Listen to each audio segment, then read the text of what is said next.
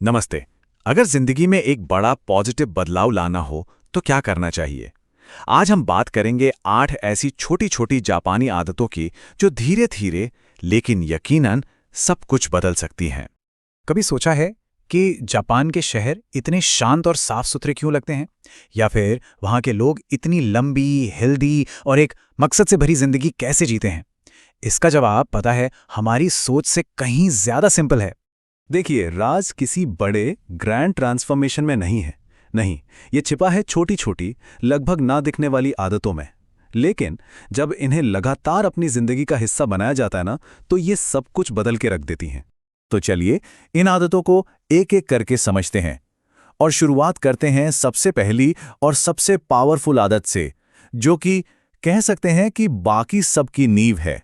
इसे कहते हैं काइज़न, मतलब लगातार सुधार। पर रुकिए, ये वो वाला सुधार नहीं है जहां एक ही दिन में पूरी जिंदगी बदलने की कोशिश की और फिर थक कर बैठ गए। नहीं, काइज़न का मतलब है हर दिन सिर्फ 1% बेहतर होना। और आपको पता है, टोयोटा जैसी बड़ी बड़ी कंपनियां इसी एक फिलॉसफी पर दुनिया की सबसे सक्सेसफुल कंपनियों में से एक बन गई। तो मतलब साफ है, अगर कोई आदत बनानी है तो शुरुआत एकदम छोटी होनी चाहिए। जैसे जिम में 1 घंटा बिताने का टारगेट बनाने की जगह बस 1 पुशअप कीजिए। पूरी किताब एक बार में पढ़ने की जगह सिर्फ 1 पन्ना पढ़िए। मतलब इसे इतना आसान बना दीजिए कि ना करने का कोई बहाना ही ना बचे। याद रखिए, मकसद है चलते रहना, रुकना नहीं है। अच्छा, अब आते हैं कुछ ऐसी आदतों पर जो हमारे माइंडसेट को, हमारी सोच को एक शेप देती हैं। ये आदतें हमारी अंदर की दुनिया को मजबूत बनाने और मुश्किलों से लड़ने की हमारी हिम्मत बढ़ाने के बारे में है। ये आदत है वाबी साबी। ये एक कमाल का नजरिया है जो इम्परफेक्शन में, यानी अपूर्णता में खूबसूरती ढूंढता है। जरा सोचिए, आज सोशल मीडिया के जमाने में जहां हर कोई परफेक्ट दिखने की होड़ में लगा है, वहीं वाबी साबी हमें याद दिलाता है कि असली खूबसूरती तो उन चीजों में है जो थोड़ी बहुत अधूरी हैं, इम्परफेक्ट हैं। ये देखिए, दोनों में फर्क कितना बड़ा है। एक तरफ है परफेक्शनिज्म, जो हमें थका देता है और सच कहूं तो एक झूठी है। और दूसरी तरफ है वाबी साबी, जो हमें चीजों को वैसे ही स्वीकार करना सिखाता है जैसी वो हैं। और ये जो एक्सेप्टेंस है ना, यही हमें आजाद महसूस कराती है, हर चीज को ठीक करने के प्रेशर से आजाद। हमारी अगली आदत है किंटसुगी। ये एक जापानी आर्ट है जिसमें टूटे हुए मिट्टी के बर्तनों को सोने से जोड़ा जाता है। कमाल की बात यह है कि इसमें दरारों को छिपाया नहीं जाता, बल्कि सोने से भरकर उन्हें और भी खूबसूरत बना दिया जाता है। और ये हमारी जिंदगी के लिए एक बहुत बहुत पावरफुल मेटाफर है। ये कितनी खूबसूरती से हमें सिखाता है कि जब हम टूटते हैं या फेल होते हैं तो हम खत्म नहीं हो जाते, हम खुद को फिर से जोड़ते हैं और हमारे जो निशान हैं ना, वो सोना बन जाते हैं।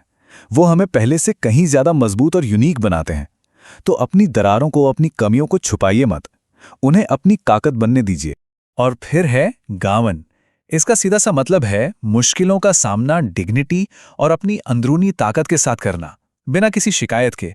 देखिए, इसका मतलब इमोशंस को दबाना बिल्कुल नहीं है। इसका मतलब है कि आप दर्द को अपने ऊपर हावी नहीं होने देते। ये एक शांत ताकत है जो अंदर ही अंदर कहती है, हाँ ये मुश्किल है पर मैं इससे निकल जाऊंगा। चलिए अब कुछ ऐसी आदतों की बात करते हैं जिन्हें हम अपनी फिजिकल और मेंटल हेल्थ को बेहतर बनाने के लिए अपनी रोज की जिंदगी में शामिल कर सकते हैं। यह है हाराहाची बू। इसे आप लंबी उम्र का एक सिंपल जापानी सीक्रेट कह सकते हैं। इसका मतलब है सिर्फ 80% पेट भरना। जापान के ओकिनावा के लोग, जो दुनिया में सबसे लंबी उम्र के लिए जाने जाते हैं, वो हर बार खाने से पहले खुद को यही बात याद दिलाते हैं। ऐसा क्यों? क्योंकि हमारे दिमाग तक ये सिग्नल पहुंचने में करीब 20 मिनट लग जाते हैं कि पेट भर चुका है। और जब तक हमें ये फीलिंग आती है ना कि हाँ अब पेट भर गया, तब तक हम असल में जरूरत से ज्यादा खा चुके होते हैं। तो 80% पर रुकने का मतलब है कि आप अपने शरीर को बस उतना ही दे रहे हैं जितनी उसे जरूरत है, ना कम ना ज्यादा। अगली आदत है शिनिरिन योकू। इसका लिटरल मतलब है फॉरेस्ट बेदिंग या जंगल में नहाना। पर यह कोई एक्सरसाइज या ट्रैकिंग नहीं है। नहीं, ये बस नेचर के बीच होना है, धीरे धीरे चलना और अपने चारों तरफ के माहौल को महसूस करना है। आपको पता है, जापान में तो डॉक्टर्स इसे बाकायदा दवा की तरह प्रिस्क्राइब करते हैं। और साइंस भी इस बात को मानता है। नेचर में वक्त बिताने से स्ट्रेस हार्मोन कम होता है, ब्लड प्रेशर कंट्रोल में रहता है और मूड तो बेहतर होता ही है। और सबसे अच्छी बात क्या है पता है? इसके लिए किसी घने जंगल में जाने की जरूरत नहीं है। आपके घर के पास का कोई पार्क या पेड़ों वाली कोई शांत सड़क भी ये कमाल कर सकती। तो अब हम पहुंचते हैं अपनी आखिरी 2 आदतों पर। ये आदतें हमें हमारे अंदर के मकसद से और हमारे आसपास की दुनिया से जोड़ने का काम करती हैं। ये है इकिगाई, मतलब जीने की वजह। वो एक चीज जो सुबह बिस्तर से उठने की ताकत देती है। ये सिर्फ नौकरी या जिम्मेदारी नहीं है, नहीं, ये वो चीज है जो जिंदगी को एक मतलब, एक मकसद देती है। माना जाता है कि ओकिनावा के लोगों की लंबी और खुशहाल जिंदगी का एक बहुत बड़ा राज उनका इकिगाई ही है। अपना इकिगाई ढूंढने के लिए इन 4 सवालों का जवाब खोजना होता है। पहला, आपको क्या करना पसंद है। दूसरा, आप किस काम में अच्छे हैं। तीसरा, इस दुनिया को किस चीज की जरूरत है जो आप दे सकते हैं। और चौथा, आपके इस काम के जरिए पैसे कमा सकते हैं। जहां इन 4 सवालों का जवाब आकर मिलता है, बस वही है आपका इकिगाई। और हमारी आखिरी आदत है ओमोयारी। इसका मतलब है एक थॉटफुल एम्पैथी, मतलब ये सोचना कि हमारे एक्शन का दूसरों पर क्या असर होगा।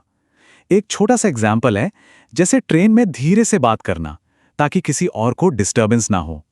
जब समाज में हर कोई ऐसा सोचने लगता है ना, तो अपने आप एक भरोसा और शांति का माहौल बन जाता है।